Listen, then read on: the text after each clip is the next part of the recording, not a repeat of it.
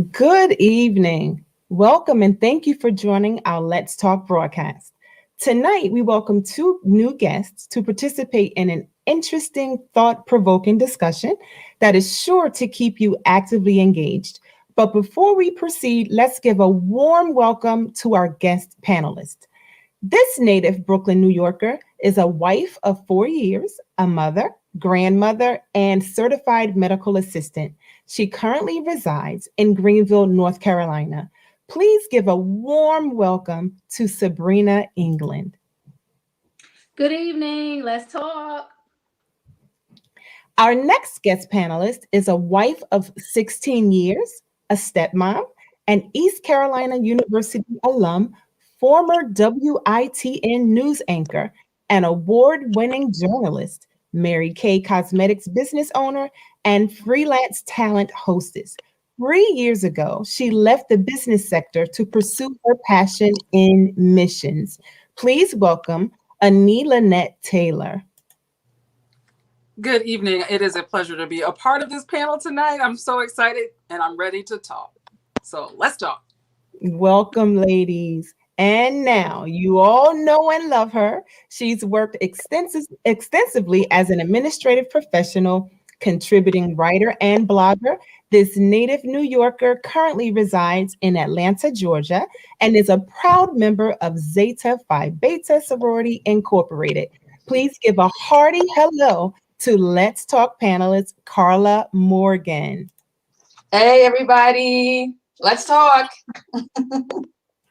And here she is, our Let's Talk host. She is an entrepreneur, professional organizer, and life coach, mother of 3, and also a proud member of Zeta Phi Beta Sorority Incorporated. Let's welcome Regina Smithwick. Good evening, everyone. It's time to talk.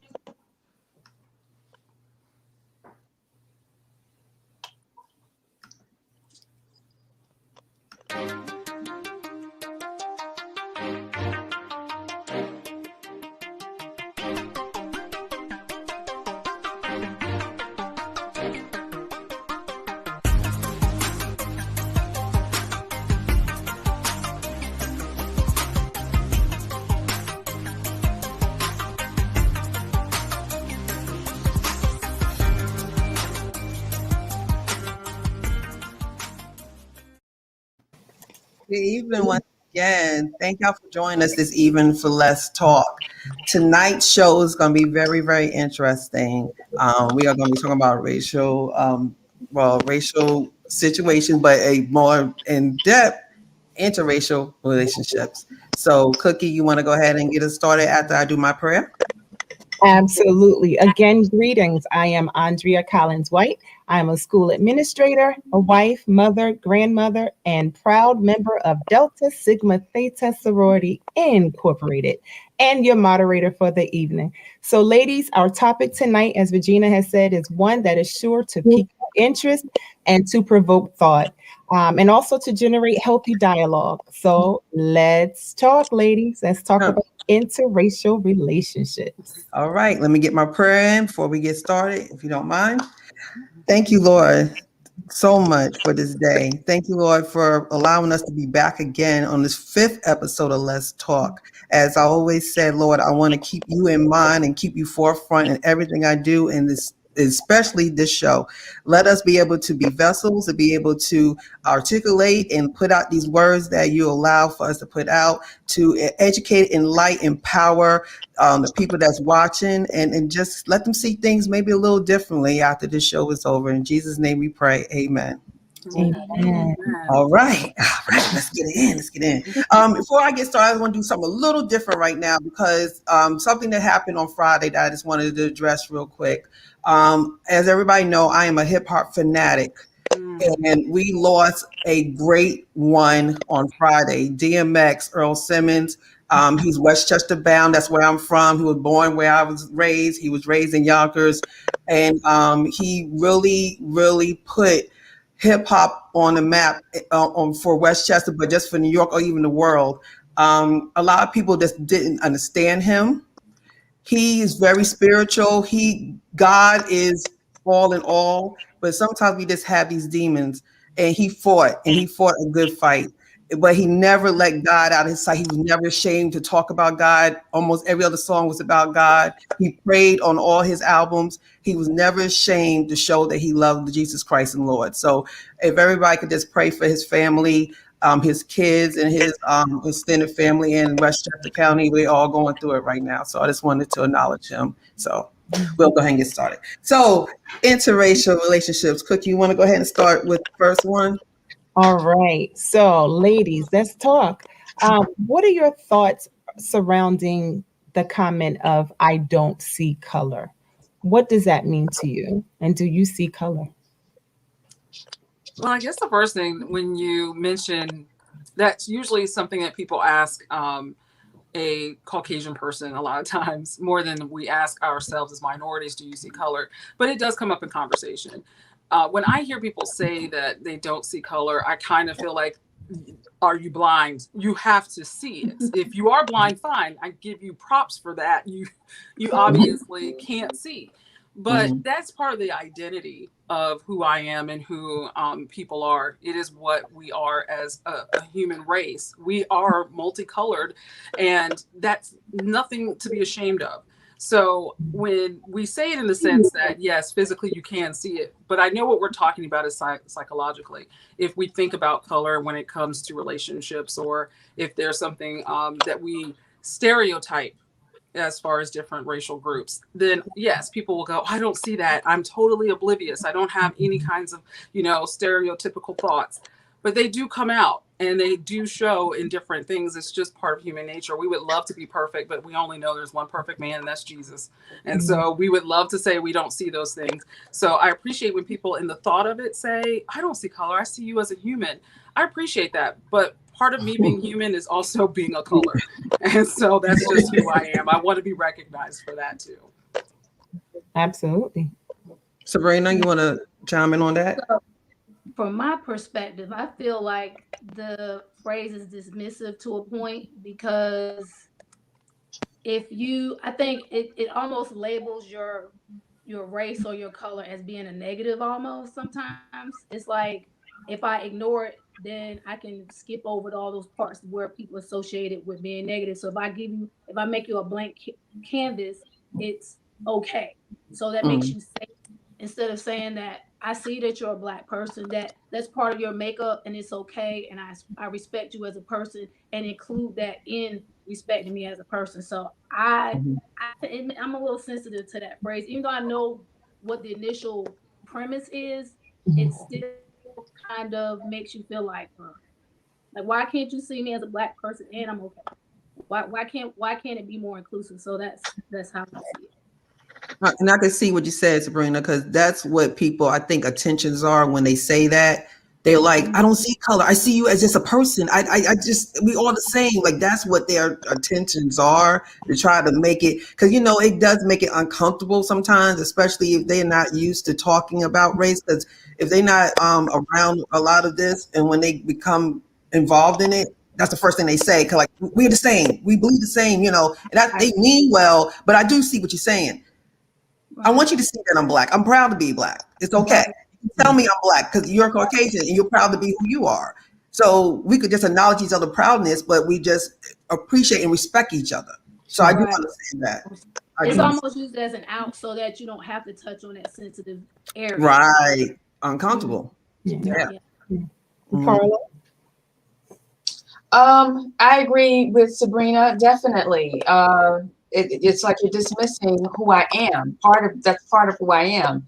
I'm a human being, I'm a female, and I'm also a Black woman, and that's something you can't negate, you can't take that away. So, from my identity. So definitely, color, you have to see color, and if you don't, that's a problem. So yeah, I agree.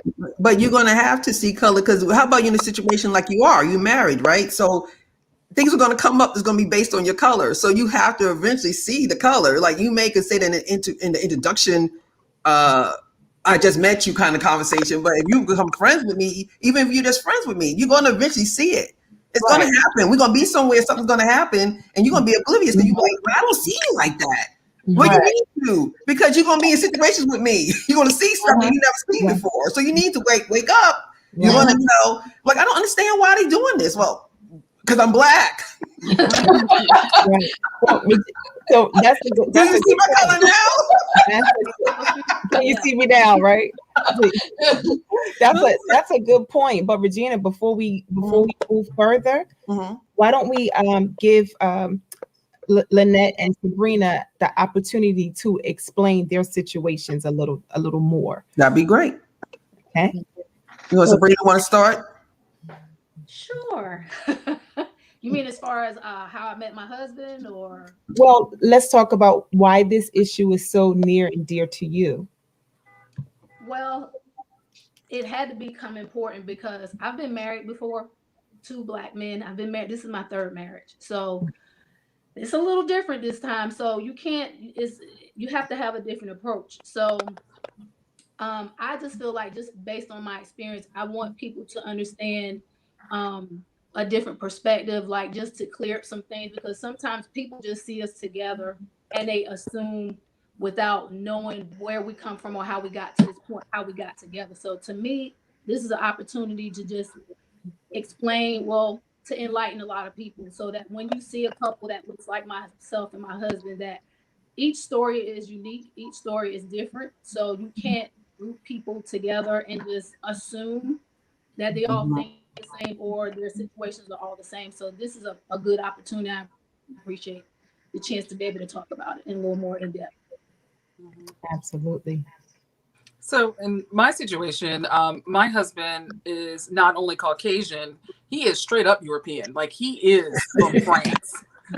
So it's not like he is just, an average white man. He comes straight from Europe. And he has an awesome French accent, which is what I'm highly attracted to. And he is also about 24 years older than I am, though he looks very young. So a lot of people are like, how old is he? And he is very vivacious. He is just full of energy, and he doesn't necessarily look at a race of people. He looks at a person.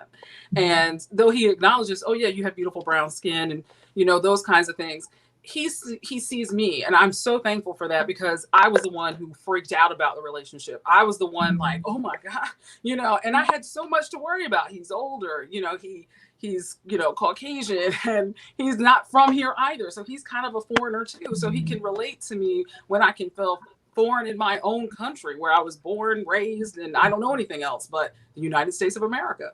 But he has a different perspective as well. So he could relate to me.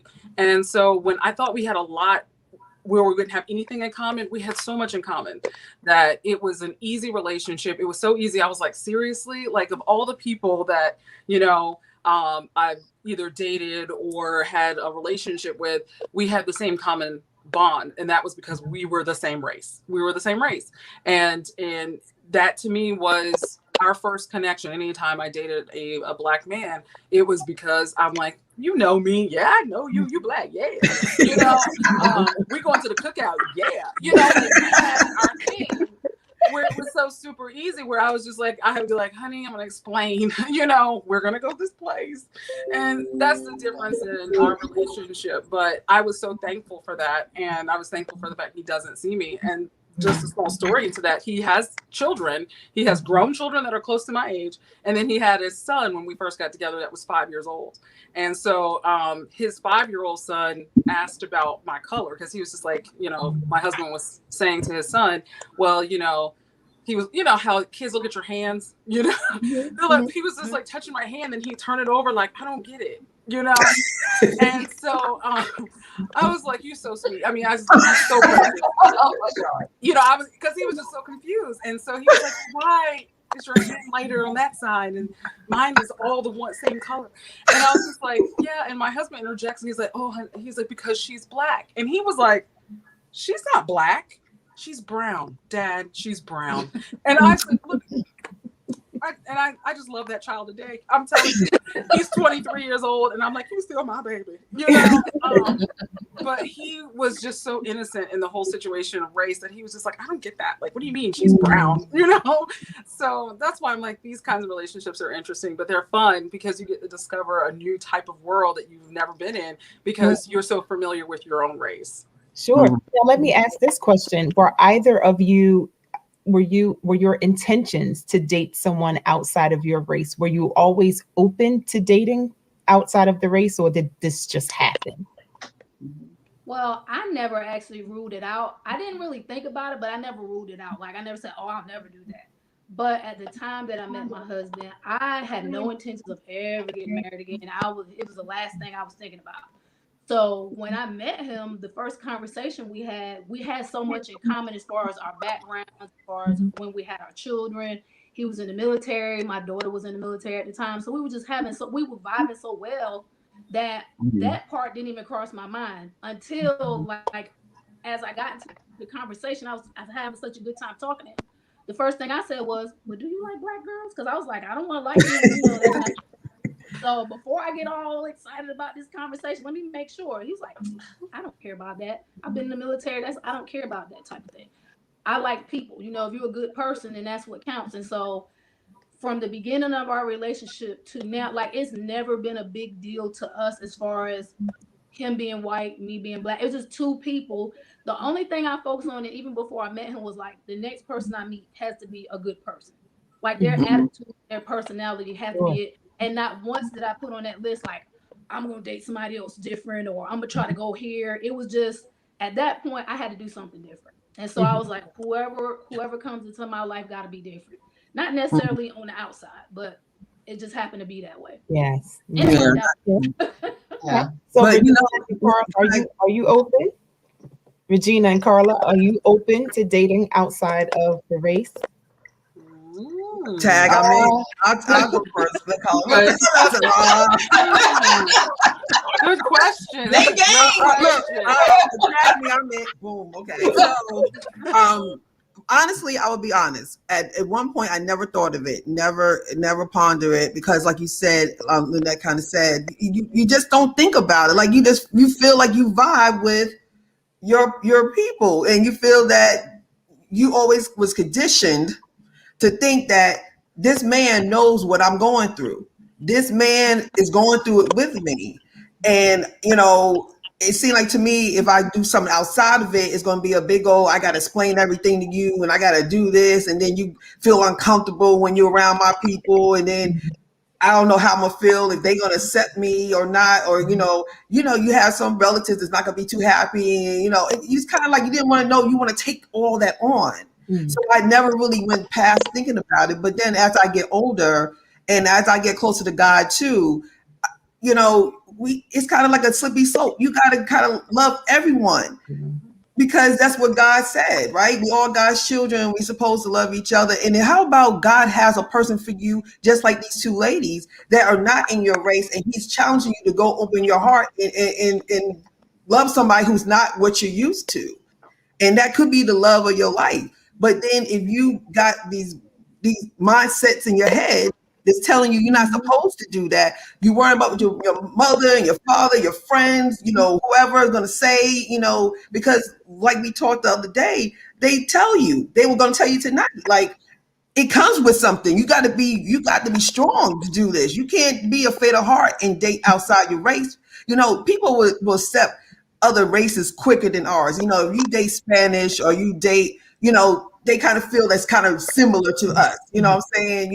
I dated a couple Puerto Ricans before, and I lived in New York. That's normal. You know what I'm saying? When you live in New York, you date Puerto Rican, that's like dating black up there. It's no big deal. Nobody don't see that as interracial, but it really is. They are not black. They are Spanish. But with the cultural, I think it's the cultural thing with me. I'm not really hooked up on the race as much as culturally synced. I want somebody who is in what I'm into. If you're into my, music, you're into what I like, or you're into, but you still bring something to the table. I can learn. I can bring something for you to learn, but we kind of vibe on certain things. I'm open. It's not like if I see your color and be like, well, white, but he's cool. I get along with him. We have fun, you know. So the moral of this explanation is I am open to it now than I was before. Before I was not. Now I am, because I'm not worrying what people think about me or what people say to me. If I'm happy and he's making me happy, that's all it is. I'm gonna be 51 years old. Ain't nobody here paying these bills. Ain't nobody here, you know, telling me what to do. Ain't nobody paying nothing. You don't have that much to say. And you say what you say it at your house. Because at this house, I'm happy. So I would say I am open to whoever God says I need to be with.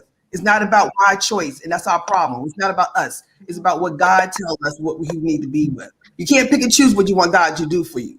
If God's going to bring somebody to you, and that's who he brings to you, and you honestly believe that's what he brings to you, you got to do what he tells you, not what you think you should do. Because obviously I did that. It didn't work. Oh, I did that too, bro. All right, Kyle, I gave you enough time. You're it. Well, I'm gonna be honest. I'm not as open as Regina is. I've dated, like, I'm from New York, so I've dated, you know, in high school, Puerto Rican, Dominican, that type of thing.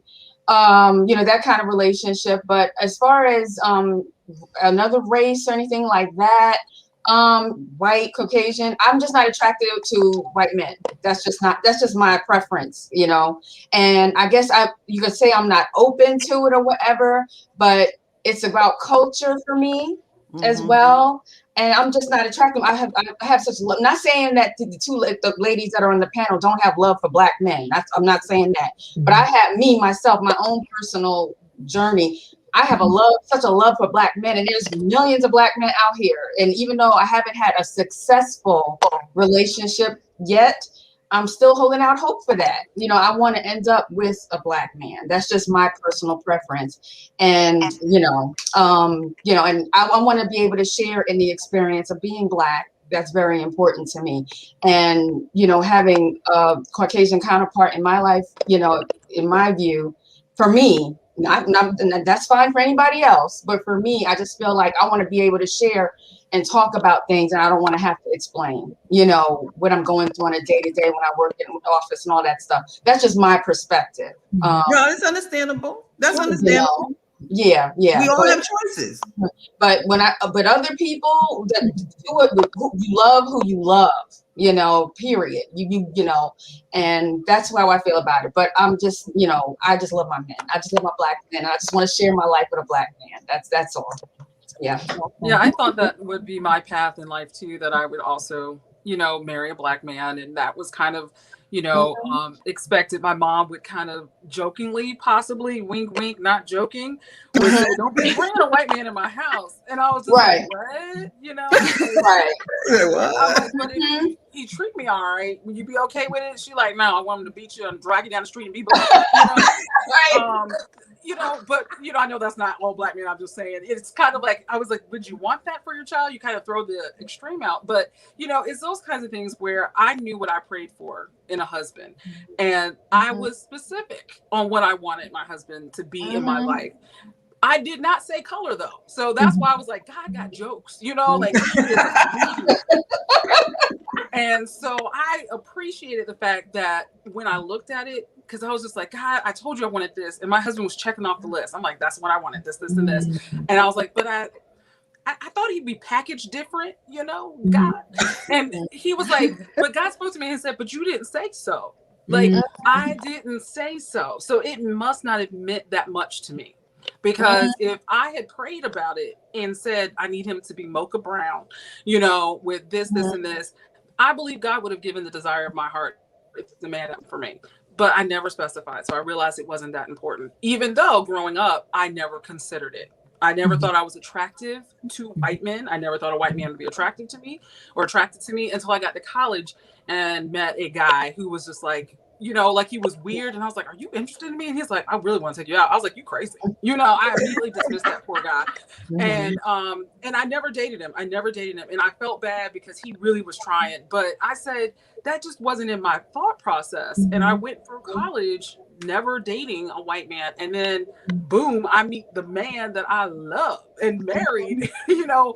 And so that's why I said God knows if you are specific with things, if you're specific, but it just wasn't one that was in my list. So I'm thankful. Well, y'all both said the same thing. Well, y'all both said the same thing, that you didn't ask for color. Y'all both said y'all look for a good man, and God brought you a good man in a different package. And I believe that he does everything for purpose, and everything is divine order. So he knew that you will be able to handle it. You will be able to deal with it. Because, like, you know, we said, when you deal with something like that, you have to be strong in that. Because this world of the country we live in is not happy with this at all. So for you to do that, I give it to you, because y'all are strong women, very strong women. In this climate we in right now, like in the country, you know, even in England, you know, they going through it over there too. So just in this world, how do you describe your conversations in the house when you have, now we seeing the trial going on now, you know, everything's happening with this racial tension. If you're sitting on the couch with your husband watching the news, what do y'all talk about when you see racial stuff? Sabrina, you want to start?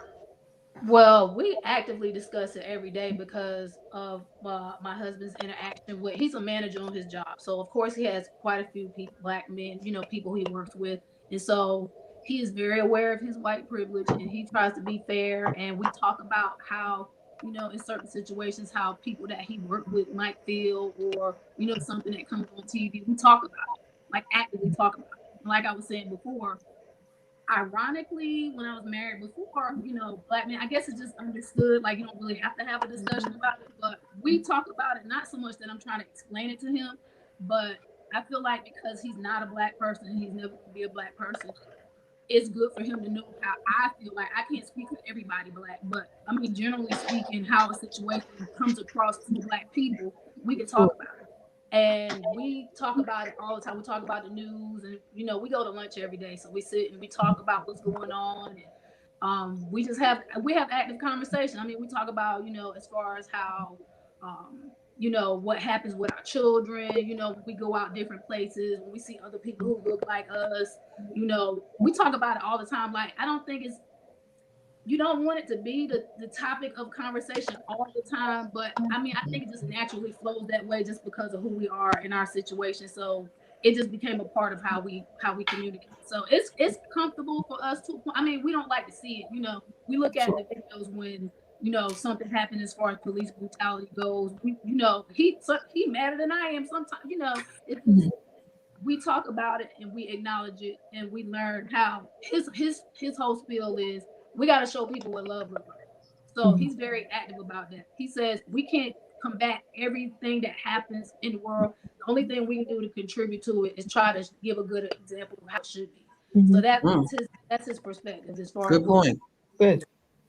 Good point. That's good. Regardless of what your race is, that's good. That's good. Yeah, that's good. That really is. And especially when you think about, you know, I see like celebrities with interracial couples, and it seemed like to me, when they start having children, they get so much enlightenment when they get children, because they realize their children are not going to be seen as white, that their children are going to be considered black. And from that point, it seemed like to me that you see how they are so more engaged, because they understand that these kids, they love their babies, even though they know they're white, but they know the world will never see them as white. They'll see them definitely as black children. And so now they are like, okay, wait a minute. So if my son goes out at night and go driving, there's a good chance that he'll get pulled over. They don't know that I'm a white father. They know that he's a black kid. So now they got to do these talks that they probably never thought they had to do before. You know, talking to their kids about, you know, put your hands on the wheel, do not do this, don't move fast, you know, just do what you got to do to get home. You know what I'm saying? That's new for them. Right. You know what I'm saying? So a lot of times we see our side of it, but you got to kind of see their side of it too, because they're going to be doing the same stuff. They got to defend you all the time. You know, maybe they have friends who be saying some things that they, you know, don't really think about their wives being black, and say things, and got to, you know, like, oh man, you know, come on, that's not funny. You know, like they got to kind of defend too. It kind of goes both ways. Do y'all feel like that, ladies, that you see like that your husbands will have to kind of defend You too? know, I think I'm kind of fortunate in that point because, of course, we don't have any children together. Mhm. But like for instance, when my husband started his job, you know, because he's country white, like country accent. So when you hear him, you know, you would expect him to be a certain way. But when he first started on his job, you know, he made his introduction because he's working with all these country people, and you know, he put my picture on his desk, and you know, he's like, "Well, I just want to I just want to put it out there. My wife is black. Anybody got a problem?" He's like, come Bro, to see right there, one, you like, Slam, this is my way. He had a little meeting, and everybody's like, "Well, he's still, you know, what he's Let me have a meeting. you know." So he brought everybody together. He's like, "Okay, you know, let's go ahead and get it out of the way." But what's crazy about that too is the CEO of his company, which runs the whole company. His wife is black, which he didn't know until he met her. I mean, you know, but it's like you don't have that happen all the time. But it's like before we even get to this point, let me just lay it out there, you know, so it's not a problem. But overall, we don't really come across any negativity to that point where he feels like he has to explain anything. Because to us, we forget about it, honestly. Like when we moved into our neighborhood and some neighbors were walking by, and you know, we new to the neighborhood. So one thing I prayed about when we moved in was that we would have really good neighbors. So the neighbors were walking by the yard. I'm like, "Hey, how are you? You know, I'm Sabrina." And I'm not thinking about it. Scott was in the house at the time. So I'm like, "Come on in and meet my husband," you know, and they're walking by and they come to the door and he steps out, "Hey, how y'all doing?" And they look like, it didn't dawn on me that they're not thinking, you know, that they're not expecting this. You automatically think you have a black husband. So I'm slow. It took me a few minutes before I realized, you know, they were very polite. They were cordial. They didn't make a big deal out of it. But needless to say, I have not seen them since. That's been Wait till when they got home. Woo! I don't see them back walking by the house anymore. Yeah, that conversation was hot. But we laughed about it because I didn't even think. I mean, how do you warn them that, hey, he's white? So before you walk in, you know, like, what do you do? Like, we don't. It doesn't dawn on us until like something happens, and I'm like, you know, oh, because I don't pay attention to. Like, I don't feel like I have to explain that. I mean, we just don't. But it's funny because you know we kind of. It's not that serious to us, but then we forget that other people don't get the same. We're not thinking about the reaction of other people because we just so used to each other. So it's kind of like a running joke. You know how like you see on TV, guess who's coming to dinner? This person pops out that you don't expect. Like the lady, like the neighbor a few weeks ago, we had met her, but we met her husband. And they're very friendly, you know, come by. And so she finally came by with her husband, and then they came out, and she's like, "Oh, you know, this is my wife I was telling you about." I'm like, "Hey." She's nice about it, but I was like, we always wonder, like, what are they really saying when they go back home? Like, you don't have to wonder. You know, how conversations going? I just want to know. It's hilarious to me, but you know. But it's been shocking for everybody. It's shocking for everybody because everybody's mindset is always similar when it comes to that. You feel if you're white, you would be with a white person. You black, you'd be with a black person. So you see something different. It's just different. Lynette, so how do you feel about that? I mean, I also don't think about it anymore because to me, it's just who we are. But like I said, we have several obstacles because he's also older than I am. So we don't look like we're supposed to be together at all. Like some people are just kind of like, what are you two? You know, and how do you all know each other? And why are you driving his car, you know, or whatever. So, but I also have a different dynamic because in this area, you know, people know me as either the TV lady or whatever. So there was a different dynamic altogether because I couldn't tell if people were staring at us because they're like, she's the TV lady, or they're staring at us because we were this interracial couple. So I just said, I don't know what it is. I'm not going to try to figure it out. So I just kind of let it go. But I know, like, you know, one instance, I'll even tell you a quick story about the fact that when people just don't expect us to be together, you know, we would travel a lot to go to France and see his family and go to his childhood home. And one time I was flying back and I was in a row where I was like in the middle, but I was sitting beside my husband and a Caucasian lady. And so I'm in the middle looking like I didn't belong there, right? So it was a male flight attendant who thought I was attractive and he wanted to like hook me up and get me out of my seat, you know? but he was loud about it. So the whole plane was quiet. We weren't going anywhere. So he would just be like, hey. And I'm like, hi. And he'd just be like, oh, you look like you need something to drink. And I'm like, so do all these other people on the plane. Like, so he would just like go out of his way. So people were like, ooh, he's like kind of hot on, like they were just like, girl, you got, and I'm like, And so my husband's just sitting there and he sits back. He's just kind of like, I'm enjoying this show. And so then the guy was like, since you are in the middle here, you may be a little uncomfortable. I got a seat up front just for you if you want to, move up front. And I was like, no. I am completely fine sitting beside my husband. And then he was like, okay, thank you. And he just kind of took that part down the aisle. He's okay, thank you. Everybody in the plane was like, oh, I mean, and that was even the more embarrassing part because everyone in the plane is watching this drama between this, male flight attendant and myself. And my husband's just kind of like, yeah, that's my wife. Like, he's like, that's my wife. And everybody's like, oh, that's like, but they were all thinking the same thing. I'm pretty sure they were like, yeah, that poor black lady was sandwiched between them white people, And I'm like, I'm sitting beside my husband. Now, we get the standing in the line and, they'll ask him to move up. And I'm like, we together. Yes. Wow. Yep. Yeah, they don't think we're together. I'm coming. So like, you need to step back. And, my husband is very in tune with certain things. So when we're out, he's always got his hand on my back or he's holding my hand or something like that because I'm not saying he does it just because of that, but he's just very affectionate anyway. But like when we go out to eat, now clearly we both have on wedding rings. We're both at the same table. We order together. I let him order for me. So I mean, after we've done all of this and then they come back, is this going to be together or separate? I get that. No, I'm just some random black lady that comes in here and let this man feed me. No, yes, of course. It's wow. They think it's a business meeting. They do it so much. Wow. So wow. We could be sitting next to each other and they still ask us it together or separate. Yep, they sure do. Like we're not out on a date. Yeah, separate. Right, like this.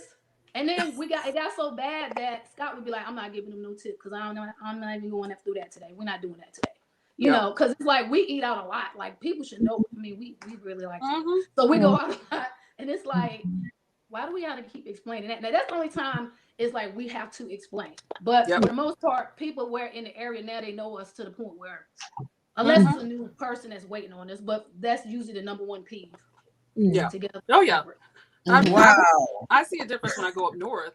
And I hate to say it's just a Southern thing, there's an issue, but when I go up north, I never have problems. Like, I don't think anyone stares and are just kind of like, what is this? Or why are y'all together?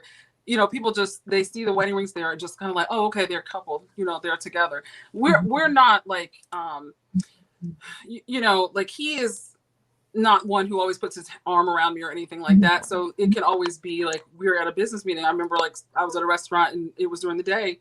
And someone's like, oh, the news lady, she must be interviewing this guy. This is my husband. I'm not interviewing this man, So, because like, what store are you working on? I'm like, I'm working on eating this sandwich. Life.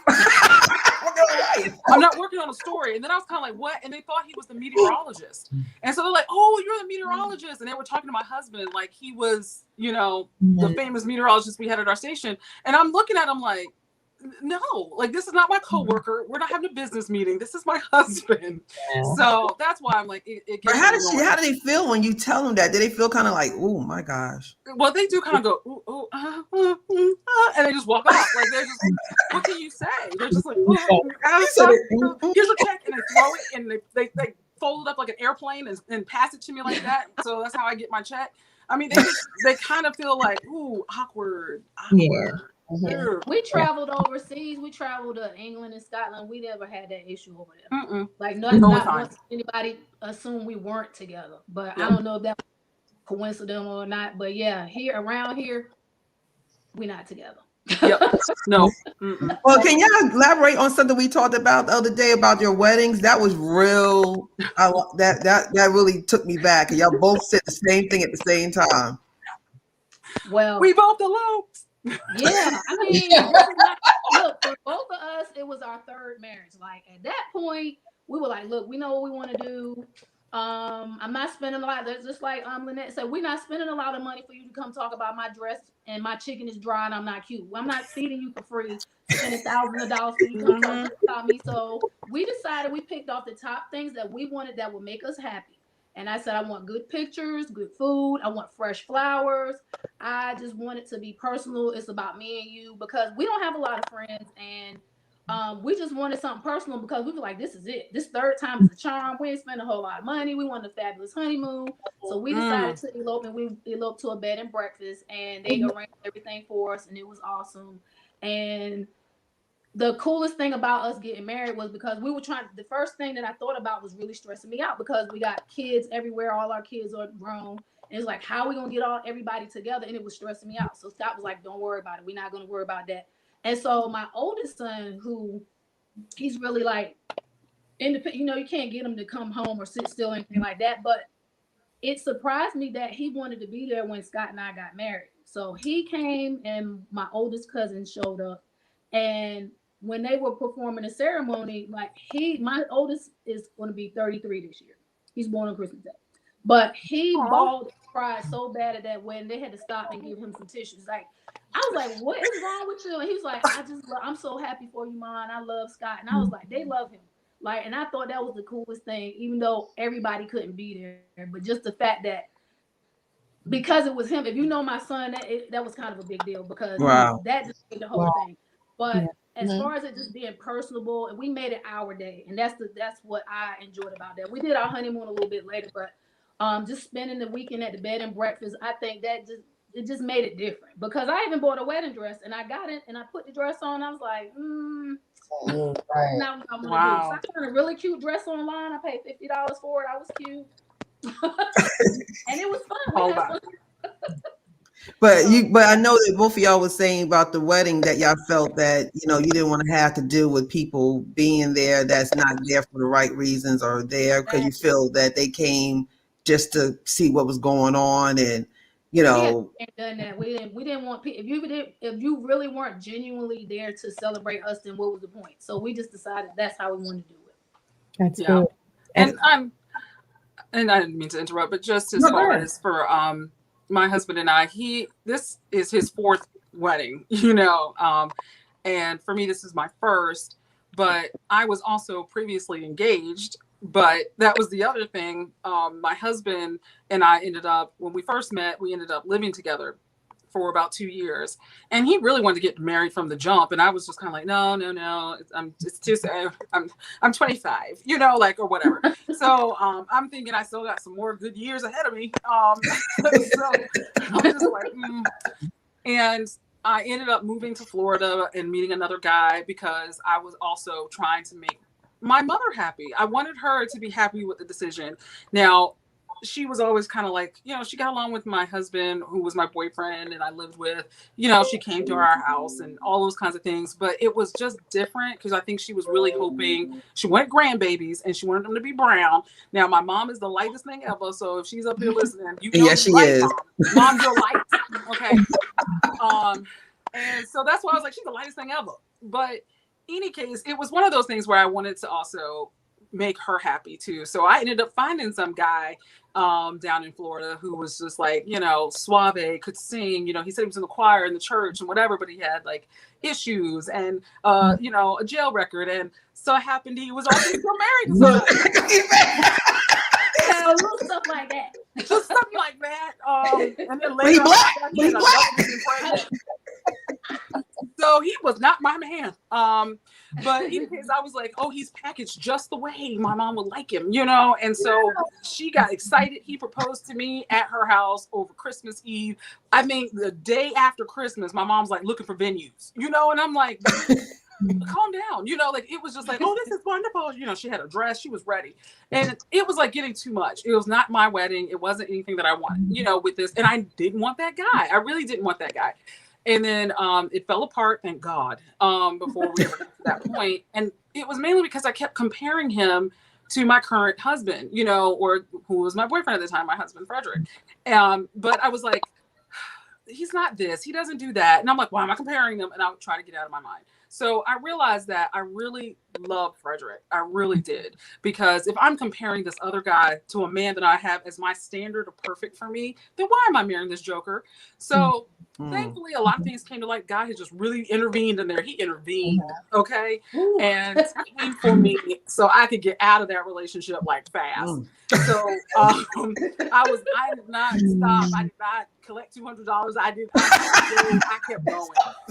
So I was thankful for that, because in that moment I realized I want our relationship. It's us. It's going to be us at the end of the day. Not that I didn't want to celebrate with my family, but everyone was like, weren't you getting married to some other guy? And I'm like, no, I didn't want that to be in the wedding. I didn't also want them to snicker or look and be like, that ain't gonna last long, because I don't need that energy in my wedding. I'm not paying for anybody to come and spend hundreds of thousands of dollars for them to just be like, I'm gonna eat this piece of chicken and just good luck, Well, yeah, because especially if you've been married a couple times before, like I have, people gonna say the same thing, like, oh my gosh, she get married again. Like, people at a certain point, they don't really feel like it's serious, or they don't really feel like you together for the right reasons anyway. So we just decided that would be the best thing for us to do on our terms. On our terms. I went to a bed and breakfast too, but we got married at the Chapel of Love in Florida. But we did go to a bed and breakfast, and it was wonderful. Oh my gosh. We went back for our 10-year anniversary to the bed and breakfast, and the couple was like, oh, I remember y'all. Well, of course you do. I mean, you helped me get dressed. I told that lady, remember you helped me get dressed? Because I was by myself. I there was no one there. Nobody. She's like, where's your maid of honor? You like, help me get this dress on. You lady, come help me. We invited people from our bed and breakfast to our wedding. We met a lovely couple like us. And we were like, everybody's here is invited to our wedding. So there was another group of people there. They were going to a funeral. But the other wedding and funeral. But the other couple, they stayed for the wedding. We became really good friends, and we attended their wedding. So they coming up on 2 years this year. Next week, actually. That's awesome. Nice. Handful of us, and we had a good time. I mean, we made it do what it did, and I happened to have somebody help me get dressed because my cousin showed up. But if it wasn't for that, I'd have been in the same boat. Like, Carla, we have some comments. Yes, we have. Mr. Sneed Dennis, he just said yes. I think he was agreeing earlier when we first started. Oh yes. Hello, my fellow VSU Trojan. Yay. And Tamara Jones, says great conversation. VSU again. VSU. I love it. She says, have you noticed in many commercials that they are putting Black women with white men? Yes. I have noticed that. Yep. Every time my husband said, "Oh, there's an Ussie." He called him Ussie. But so they're not doing the opposite. They're not doing the black man with the white woman. They just doing the black woman with the white man. I've seen a few, but you see more Black women with white men. Okay. There's a lot of others sprinkled in there on a few. Okay. But it's becoming more prominent now. How do you feel about that? Do you feel like, oh, okay, the commercializing your situation, commercializing it, or? I mean, I think it's cool. Scott Hill's made comments about like, people really beginning to see people that look like us. He likes it. I mean, because it's reflecting how the world is. A lot of people don't like that from certain standpoints, like especially when you talk about like the LGBTQ community. They put more of that out in the forefront. Yeah, you see that too. You're starting to see it in society, so they're trying to reflect society. And so when you see them on TV, it's like, okay, because that's where we're at this point. So it's pretty cool to see. Yeah, I like it. I do, because it does reflect who we are as a country. That it's no longer what we consider like, oh, the traditional family. It's always everybody the same color and all that kind of thing. So I do appreciate that, to see more couples that are, not only interracial for whatever racial background, but specifically when you see a Black woman and a white man, because that to me is even more special, because that's not always widely accepted or looked upon warmly. And so I think it's good. I think it's good because they are doing it, but I do know how we work. A lot of times they're doing it because they see when something goes bad, when they see something goes down, they get in front of that 8 ball.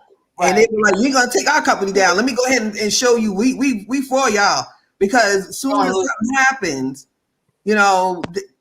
businesses think about that dollar too.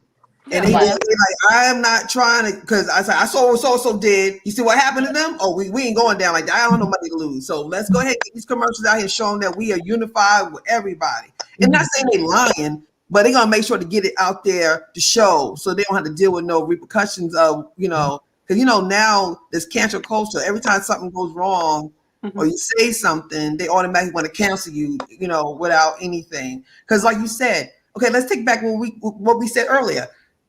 We wasn't as open to it before, right? But as you grow and you get older and you get more exposure, more experience, then sometimes you do change your mind. It's okay. Right. That's why this show is so important to me. And I'm glad Lynette brought it to me. And I appreciate that because she brought it to me. She's like, hey, if you ever decide to do this, I will do it for you. I was like, really? Because I never knew that women would want to do it because, sometimes you feel like other people don't agree with it and you may feel, and I'm so glad that y'all two decide to do this. Because there's probably some women out there that are in your situation but don't feel comfortable enough to come out in this openness to talk about it because they may feel people will not accept it, So thank y'all again for coming out for that. But we do change. We do. Like things happen and you see things differently, especially as you get older. Right. So you can't cancel everybody, y'all. People make mistakes. And the ones who's canceling people, the ones that make the most mistakes, I don't get that. Yeah. Canceling people when you got mistakes, I know personally. So why are we canceling people? So you're trying to say you're never gonna make a mistake till you come out this world? Come on. Well, you gotta think it wasn't that long ago where interracial marriages were outlawed. I mean, it was like 1958. If you think of the Loving case, the couple of Lovings versus Virginia. Yes, I saw the Yeah, you saw the movie. Yes, I did. I mean, when you think about that's within the realm of our generation. Those are sometimes our parents' ages, where you have people who were not allowed to be married, and because they were different race. And so when I think about that, I'm like, we're not far from where it was completely taboo. Like this was not something you do. You were going to go to jail if you married someone outside of your race. So I do think about that sometimes, not like all the time. It's not in the forefront of my mind, but I am appreciative that, I can be with the person I love without having to really explain myself about it.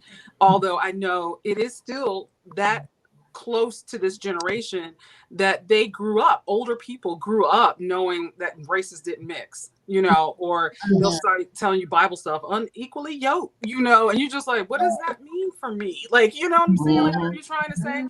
So, you have people who would try to throw that out there.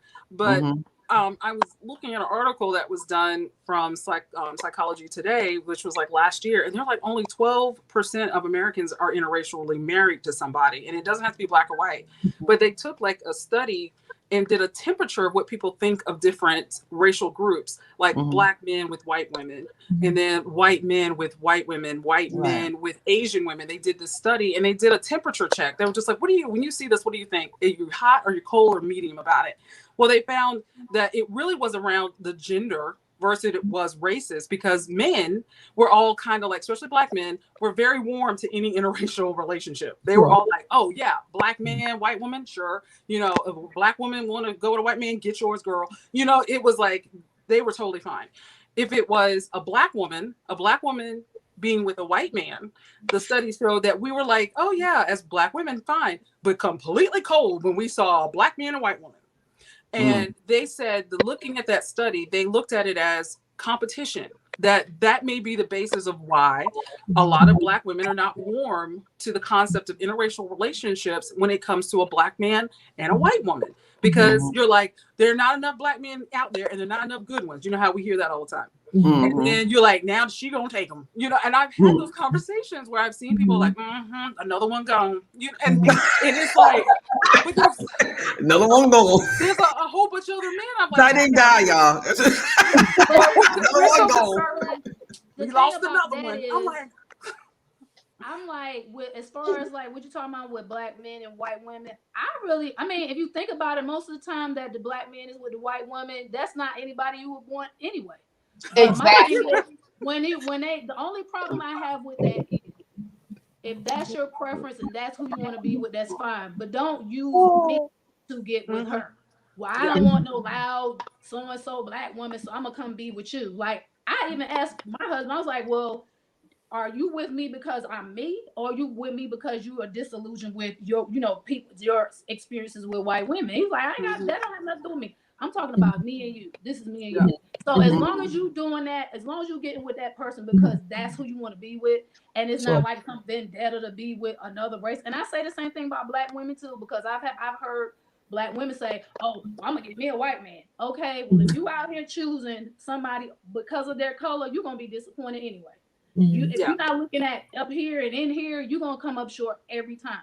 As long as you're not choosing because you had a bad experience over here, or you mad at such and such, now you think you going over here changing the color is going to change your life. That's not the way to do it. That's my number one pet peeve. Do not go out here picking people just because of how they look on the exterior. You're gonna get your feelings hurt. Don't do it. Yeah. But men are women are women. That's one thing people don't think. They think that if you date a white man, that's going to solve everything. Like he's going to be the perfect guy, and he's never going to do nothing wrong. And he's going to, like you see these TVs and the soap operas and all this stuff. Like, oh, he's going to be fantastic. He's never going to do me wrong. I'm like, but he's a bad person. He's a bad person, black, white, or green. Right. If color doesn't have nothing to do with your personality and if you're a good person or not. And I think we have, just like we think black is bad and white is right. And we think right is, better than black. And that's the problem. We stereotype each other. So just because if another person say, well, you're a black person, like, you were a black person. Aren't they all ghetto? Like, no. Or vice versa. You will say, oh, they white. Oh, isn't they like this? Or like, it's the person you deal with. It's not the race. It's the person. You all got uppers and lowers of everything. Every race got upper and lowers of everything. It got nothing to do with your race. It got to do with you as a person. But I wanted to ask you real quick, because we got a couple more comments and then we're going to close out. But I wanted to ask you something that was, I was thinking about like your family reactions, because Lynette had a good one when she went to the airport, but the family reactions to you bringing somebody else different, how did that work out for you? You want to start with Lynette with the nice little story? I think it was a good one. Well, when, of course, they were familiar with my husband because we had dated previously and broke up in that time when I moved to Florida. And that man was persistent to get me back, but I was just like, So it was kind of like once I broke off that engagement, thank the Lord, with that other guy, and my, soon to be husband and I kind of got back into the groove of, because my husband, or Frederick at the time, was very good and persistent. That was the most persistent man ever. He gonna wear you down, I tell people all the time he was a stalker. When I interviewed him, and then he just never stopped stalking me. He's like, I don't remember it that way. I'm like, but I do. I don't remember that way. You kept calling. You kept calling the station and leaving messages. Everybody knows. So when I brought my husband home, because we got engaged and married, and I think Sabrina and I both got married in December. I don't know what it is about December and interracial relationships, but hey, it's your month. It's our month, National Interracial Marriage Day month. Come on out in December. So. You just started something. I know, I almost started something. But when I brought my husband home, because Christmas, of course, is when we're all going to be together. And my mom's just like, okay, you're back okay with Frederick. And I was like, yeah. And I said, we get to sleep in the same room now. And she was like, because, my mom didn't play that. I would bring boyfriends. Oh, yeah, mine don't either. She was like, boyfriends do not sleep with their girlfriends in my house. Can't do that. So I was, quote unquote, bringing home a boyfriend. And I was like, no, he's now my husband. And she was like, And I just gave her the marriage certificate as proof. Yeah. And she looked at it and she was like, you know what? If you treat my daughter well, which I have known and have seen you do, I have no problems with this. Because you have treated her like a queen. And he does. I mean, the man makes me coffee in bed all the time. He's like, here's your newspaper. When, he was always like, you got to have the newspaper, because I was like looking for news stories, every morning or seeing what was going on. And then he was just always like on top of stuff, wash my clothes, wash the dishes, cook. Like, this man just takes care of me. I'm like, I'm just so grateful. And people are like, you're spoiled. I'm like, I don't care. I am thankful. Okay. I don't care. I am so thankful for this man, because I want to spoil him as much as he spoils me. He doesn't let me, but he's just like, I'm going to do this for you. And so my mom had seen that in our relationship previously when we lived together. She noticed that he took care of me, and that was all that she cared about at the end of the day. That's good. That's all that matters. That's real good. Well, You have anything you want to I add? think my dad is ready to swap me out for Scott because Scott. he just calls every week. I mean, I told you he drove down here and cooked dinner for him because certain foods he had never had before. So he came, bought his pots and pans and all that, cooked dinner for him. He calls him like on random and just say, "I love you, man. You take good care of my daughter," and hangs up. And seriously, he does. That's a man for you. Ain't gonna talk too long. Random. He don't say nothing else. He just say, "I love you, Scott. Appreciate you." So yeah, and it's the same. Just like Lynette was saying, like he's just a good person. He takes care. Just like she said, I got my coffee this morning in the bed. Got my breakfast. He does like I don't have to do anything. Like I had to change so much about myself because I wasn't used to how well he takes care of me. Like that was a whole thing. I had to change my whole mindset and everything. I mean, I literally I had to go to therapy just to get my mind together because I was like, do I deserve to be treated like this? Like I had to examine myself. Yes. Because you just so used to a different thing, and then you got this person that just love on you and just take care of you and just and that's a lot of times we as Black women, we don't get to experience that all the time. And that's another misconception that we see sometimes, that some people think that because you are a mixed couple that he's not really with you to really be with you. Oh, it's a fetish. It's not really real. But when I tell you every day what I get from my husband, it is phenomenal. I can't even describe how well he is. And he's consistent. He has not changed from the first day to this day. Like he does it every day. Like he works an 8-hour shift just like I do. He'll come home, get in the kitchen. If I don't feel like cooking, he cleans his kitchen. He cleans he opens the door. Like even in our driveway, he opens the door for me when we go somewhere. Like I don't have to do. And he says my job is to take care of you.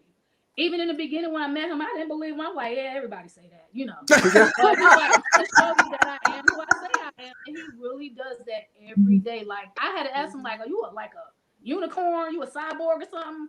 At some point, I'm waiting for him to flip, but like he's still going. And every day he asks me, well, not every day, but very on occasion, he'll ask me, do I feel love? Am I happy? Like he checks in with me. I ain't never had that before. Like even though you know when you get into it and it's new, but when you got somebody that makes sure they're being consistent, like he will just randomly just ask me that, like, are you okay? Is there anything I need to do? Are you all right? Like sometimes like I don't deserve this man at all. But God, no, I'm telling you, when you write that list, I wrote a list and I put it in my Bible and he checked off all of them. And I was like, he was doing so good. I was like, if Jesus didn't send you, you got to go back. Like you cooling off. If you're not legit, you got to go. And that's how I knew I was okay, because if I could just cut it off and just let it be an experience, if it wasn't the case, I was okay. But when I tell you, it's just been an awesome experience. Like the whole thing from beginning to end, like I never had a second thought about it because it's just been that smooth. Like it just been. I'm not saying that we don't have days where we don't like each other, or I get on his nerve, he get on my nerve. But at the end of the day, there's so much more good than not, and I'm just grateful. Like I got an awesome husband, and I tell you. But that's, I think tonight, Carla, we'll go ahead and get the last comments and we'll get ready to close out. But what I learned from this evening, and I'll go around the horn with the panelists. What I learned this evening was be open to just being with a good person. Be open to being with a good person, but do not search out for people colors thinking that you're going to get something special. You're going to get what you get, because everybody is the same. There's good and bad and good people, bad people. So I have learned that from this panel this evening, is just be open to being with a good person. Absolutely. And don't worry what other people think. If you're okay with it, if God's okay and the guy's okay with it, do not let other people insecurities, other people fears, and other people uncomfortableness, I guess you want to say, to alter your decision if you decided this is the person you need to be with. Because God's going to have you. If you're doing it under God, God's going to protect that relationship. Like he protects any relationship, black on black, white on white. He's going to protect yours just as much. So, because you are his children, he don't see color on you. He see you as his kids. So that's what I learned. Cookie, you want to say anything? That's good. That was good. And I was one who always was I was stern in it. Like, no, I would tell my son, if I can't use her comb, don't bring her. I know if I can't use her comb. Don't bring bring her her home. home. It's real. And that, I mean, really, that's how I was. And like my upbringing was, my family was very involved in the movement. You know what I mean? So you know, very, very involved with civil rights. And so that's what I grew up in. I went to an HBCU. So, you know, that's on top of what I was raised with. So, and even today, my preference is a Black man. And so, but I mean, my views now that I'm older and I'm more mature and I have experienced things and I've met more people and I've worked with people of different races. My neighbors are of different races, whatever. I see things a little differently. And so if my son is married, but if my daughter chose to bring someone home, you know, bring a man from another race, if she's happy, if he treats her well, then that's good. You know what I mean? That's good. Would I prefer her to have an African American? Absolutely. Because I don't want her to, as a mother, I don't ever want my child to experience any type of prejudice. I never want her to go through anything, right? So that's where my stance is because I don't want her to have to always, you know, feel like, you know, she's on a defensive, or my grandchildren to be treated differently because of them being of mixed races. So that's, I mean, of course, that's what I prefer, because I don't want her to, not because she's with a white person or an Asian person or Hispanic person. It's because I want to protect her. That's me. But if she chose to bring, you know, a man home of a different race, then that's her choice. And I'm going to continue to love her, and I'm going to love him because he loves my daughter. You know what I mean? So, you know, I love. That's the bottom line. I love, you know, regardless. Like, I'm married to, like I said, a Black man, and all the breakfast in bed and the door open, all that. I get all of that from him, and I'm love him. That's just me. And I'm just happy that the two of you found love. And Sabrina, I can fit, like, me being a mother, like when you were talking about your father calling and just saying, look, man, I thank you for treating, you said this is number 3. So your father, if your husband was pink, green, yellow, purple, regardless of what color, he treats you well. And that's all any parent wants, is for their child, especially their little princesses. We just want you to be happy, and we'll do whatever, we'll move heaven and earth to make sure our kids are happy. So that at the end of the day, that's what matters. Yeah. Carla, you want to say something before we take last comments? Yeah, I mean, this has been an enlightening conversation. Thank you, ladies. I appreciate what you're, you know, you've given me insight. Like I said, I'm not as open thinking about being interracial, but I've seen it in my family. My aunt, when I was on the phone with her today, actually, my aunt was with, you know, in a partnership with a white man for 30 years. They were together. He just died 4 years ago. He passed away. So they were very close. He was in the family, you know, and I've seen, you know, my uncle, he was with a white woman at one time or whatever. So it's been in my family. I've seen it around, and I know how my parents would be. My parents would be, as long as I'm happy, my family wants me to be happy. So if I were to go that way, they wouldn't have a problem with me dating a white man or anything. It's just a personal preference of mine. And, you know, I'm close to my father, so I've seen my parents' relationship. So that's something I've always attributed to, mostly, is being with a Black man, ultimately ending up with. But I enjoyed listening to y'all's perspectives. I'm so happy that y'all guys have love. And, you know, when I see an interracial couple and I see somebody being treated well, that's the ultimate thing. That's what makes me happy to see. Seeing people just happy and in love and joy. And I'm on YouTube and I follow up a interracial couple, and I love them because I'm like, he treats us so well. They're so happy together, and they have this family. So yeah, I think it's awesome. And I just, you know, I'm, you know, for me though, you know, I just have, maybe, you know, I should open my mind up, because that's a whole nother conversation.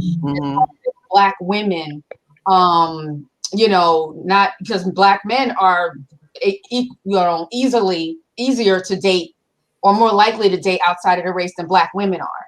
And they, you know, they're more open to that. So that's another conversation. I think, like I said, I have been exposed. My uncle was married to a Caucasian lady that was actually from England. When he was over there, he actually met her. He married her, and he was the first one in our family to expose us to an interracial relationship. You know, like literally the first one. And so when she came, that's my aunt Tina. I didn't, I never really looked past. I mean, but just because I knew he loved her and that was his wife, and I loved my uncle so much that she would just welcome the whole family, just welcome her in, and she just felt comfortable with us. And my cousins, I have 3 cousins from that marriage, and we're cousins, and we're good. Like it never been a situation, and I think that's what happens. I think when you're outside the circle, it's easy to judge and go in and say, well, not me. I did that. If you have a loved one that you love that much, marry somebody. You would not want that person to feel uncomfortable. You wouldn't want to do that. You want to get to know them before you judge. Obviously, this person loves them, that you need to try to love them too. And that's how I think when you have it in your family, it's different. And it opens you up to see things differently. I think that's just life, anything. If you don't get exposed to stuff, and when you do, you see it differently, and that's when you grow. You see it, the enlightenment happen, because you're like, oh, I never exposed with this, but now I see. It's not like they're human. They just like us. They do the same thing we do. They laugh, they joke. It's not like they it's not like they, robots, or they're not from Mars. They're human beings. Right, exactly. You know what I'm saying? If they're open and you're open, everybody's good. So Carl, you want to go ahead and close it out with the comments, and then I'll do my business of the evening. Yes. We had another comment. Let's see. Terry Gallup said, "Good evening, ladies." Oh, hey, Terry. Hey, Terry. And Tamara Jones again was saying, "In the house, BSU." I love it. And she also added a comment, I think it was earlier, about, I think they are promoting it. She was talking about the Black commercials. Yeah. Oh, yeah. So, yeah. And then Donna Pazant. Yes, said, Donna T-neck. Hey, she said, for the married ladies looking back, do you think you missed any flirtation cues from other races simply because you were not thinking about dating outside of your race? Oh. So she's asking, Sabrina, did you, well, I think now obviously you didn't, but she's saying, do you think that you missed any flirtation or any clues? Like maybe guys were flirting with us before and we never even knew they were flirting because we didn't pay it no mind. You mean as far as like other white men? Like yes. Other races. Honestly, I can't say I thought they were. Like, I don't know. I think it's a combination. Like, because even I had met my husband previously, and I kind of vaguely ran into him, but I really didn't see him, if that makes sense. I think I saw him at the time that I needed to see him, because we talked about that. I was like, I was in a hurry, this and that. And I think like it wasn't time for me to see him just yet. So it's very possible. I just wasn't paying attention. I was going through at that point. So I was like, it wasn't a good time. Wasn't a good time. I don't want to see nobody at this point. So I think my eyes were open when it was time for me to open up. That's good. All right. That's good. Okay. Next comment. Joy Ascent. She said, this is Sabrina's sister. I had a list with her too, and God answered all in Scott. Oh, that's sweet. That was nice. Thank you, Joy. Sabrina's lovely. I'm glad she's here. You're a great sister. They be ganging up on me. I don't believe that. She literally texts him and asks him like, "Is she treat you all right? Do I need to call her? Wow. Like she really be going in. I'm like, you supposed to be on my side. I love her. Wow. She's and Michelle Watts, hi Sabrina, your friend and classmate. You got a fan base, you got a fan club here. Yeah, I know. Go Sabrina. We go way back. Nicole Fisher, great conversation. That's my cousin. Hey, cuz. Hey. Yolanda Richards. My BFF. Great conversation overall. Keep God in the center of your relationship. Hi, you. There you go. That perfect ending. Yeah. Well, what I'm going to do now is every time I have a show, I always promote a Black business. And like I said, entrepreneurship is really important to me. And just to get businesses out there to expose them and hopefully get them some more clients or business in general. And this week's we have, and this person I can't talk highly about more. I mean, she's amazing. Streamline Media Agency, LLC. She's a media management company, as you see here, focuses on social media marketing, rebranding, small businesses, authors, podcasts, and even civic and church organizations. You see her information here. When you saw my intro and outro, ladies and gentlemen, that lady right there did it. Great job. She did my intro and my outro. She does my media content. She does my anything you see on social media. In most cases, she does all the new stuff here on my content.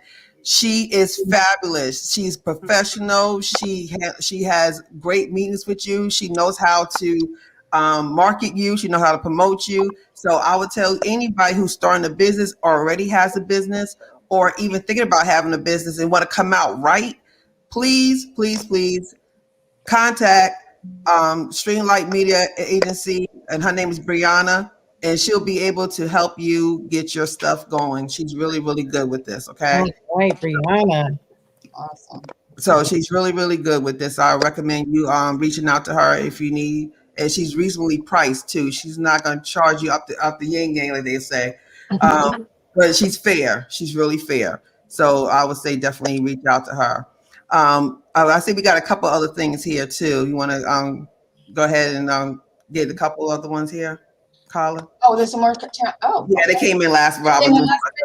Cool. Okay, 1 second. Let me get her back. They're catching the last raw. Okay. Oh, okay.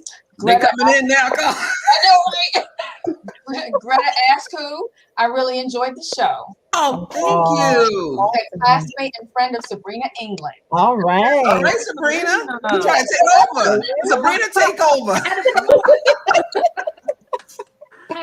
I'll bring you back, Sabrina. Kimberly Davis, you ladies are amazing. Thank you. Regina, you look great. Thank you. That was my next door neighbor. Yes. Thank you, Kimberly. I appreciate it, girl. Nice. And Torrance Williams, she says, hello, Lynette. We all love Frederick. He is an amazing dude, and he has a warm heart. He is always welcoming to all. Oh, Taurus is wonderful. beautiful. Taurus has been there since the beginning when Frederick and I got together. So he's seen our relationship go through the whole gamut. So he's been from the beginning to the end, huh? From the beginning to he has seen it all. He has seen it all. So thank you, Taurus. That's awesome. That's nice. I'm glad. So, anything else? You ready? Anybody have anything to say? I would like to let the guests get their last words in. So, you want to start, Sabrina? You have anything to say? Well, I just want to thank all of y'all for having me. I appreciate the opportunity. I just want to put one little quick thing out there. This is not anything to try to sway anybody. I just want to enlighten people, and I just want all of us, primarily Black women, I want all us to be loved regardless by who you choose to be your partner. I just want you to experience that. However you might do it, I just want you to have that. So thank you. I appreciate the opportunity. Beautiful. Thank you for coming. Thank you. Yes, indeed. It's been wonderful. Sabrina and I are kind of like kindred spirits, I feel. But I'm just thankful for the opportunity to talk about it on this platform, and thank you, Regina, for allowing us to kind of collaborate and talk about this in an open forum. Because Carla and Andrea, y'all are both amazing. So thank you guys. I just want to let people know that as Black women, we sometimes get so vested in making sure that we're not betraying our Black men. When you're in an interracial relationship, because that kind of held me back, because I was just like, I don't want to betray my race, you know. But in all seriousness, that's what a lot of women go through, and we sometimes get ourselves in relationships that are not the best for us, trying to be down for the cause. And all I'm saying is that it's not a cause if you're going in it in the wrong way, because love is at the center of all of it. And so that's all I saw was who loved me, who took care of me in the best way that my heart needed to be taken care of. I'm not looking at the physical stuff like, can you buy me this? No, it wasn't about that. I'm like, can you take good care of my heart at the end of the day? Because if it's been broken, and I had several horrible relationships. When I finally got the one relationship that I was like, this is all I've been ever like praying about. I wasn't going to allow for it because I almost did. I was letting it go because I was so concerned about the exterior, physical look of that person and what other people thought. And when I stopped thinking about what other people thought, that's when I got in line. Like, God, I'm open. And I'm going to take this man because he's going to take me. He's already said so. And here we are 16 years later. So when I tell you, I'm just thankful that I can at least talk about from that perspective, because it's not against any race at any point. It's all about finding the person who's going to take care of your heart. And that's what I want people to just be open to. That is excellent. Ooh, that was well put. You said Wow. That's what I'm saying. Like, That's good. that was definitely well put. And that's what this show is about. Let's Talk is about talking about opinions, people's perspectives, people's lifestyles, whatever, and put it out there, and you just do what you got to do with it. It's not trying to change you, but we just want you to ponder and think. Think about things sometimes a little different than what now you have people that's telling you stuff. You can kind of go, oh, I never thought of it that way. See that? And just like Donna said, you probably have people looking at you, or, you're not even thinking about it because you're like, because you don't think outside of what you're used to. We just want you to think outside your box a little bit. Just expose yourself to something new. It doesn't say everything's not for everybody, but maybe it is for you. Maybe somebody up here maybe have a situation that they were been pondering about, but it's kind of scared because you feel like you're arbitrating your race. And that's a lot to put on your shoulders. When you try to put your whole race on your shoulders, ladies and gentlemen, that's a lot to carry. So you got to take it to God and let God tell you what to do with this. If he feels it's right for you, do what's right for you, not for your mother, your father, your friends, your colleagues. Do what's right for you. Because at the end of the day, you're going to come in this world by yourself. You're leaving by yourself. So you can't take people with you when you go. Like, well, you said you coming with me because you said I shouldn't do this. No, you can't do that, sweetie. You got to take your own. So stop worrying about what other people think. People, think for yourself and make decisions for you, not for other people. And I know it's hard because I just got to this point a couple of years ago. It's hard to get to this point. It's not easy to do this. But when you start seeing that you're tired of hitting your head on this wall and getting the same results over and over again, you'll wake up eventually. You'll wake up. You'll get tired of people telling you the same thing because that's their insecurities and that's their issues. They put them on you. For you to carry their insecurities. You got to stop doing that. Do what's right for you. That's right. So we will tell you that our next show is in 2 weeks. So it's on April 25th. And we are going to change it up some. We are going to be talking about HBCUs and PWIs and internet colleges. So this is going to be crazy because I know we have rivalries between everybody, but at the end of the day, we all got educated. We all, like Cookie said, we all got the same degrees on the wall. So, but we want to talk about the differences and talk about, what we feel we both missed out on and how did it work for you when you went into your corporate world and did it benefit or not benefit you? So we're going to get into a lot of that stuff. But so it will be about HBCUs, PWIs, and internet colleges. So this is going to be great. We're going to be wearing our little shirts, our little, college shirts and stuff. So thank you so much. I appreciate everybody. Like I always say, I love you. Thank you for joining us. And we're going to be back in 2 weeks on April 25th. So Let's Talk is now over. Good evening, everyone. Have a good night. Have a great night.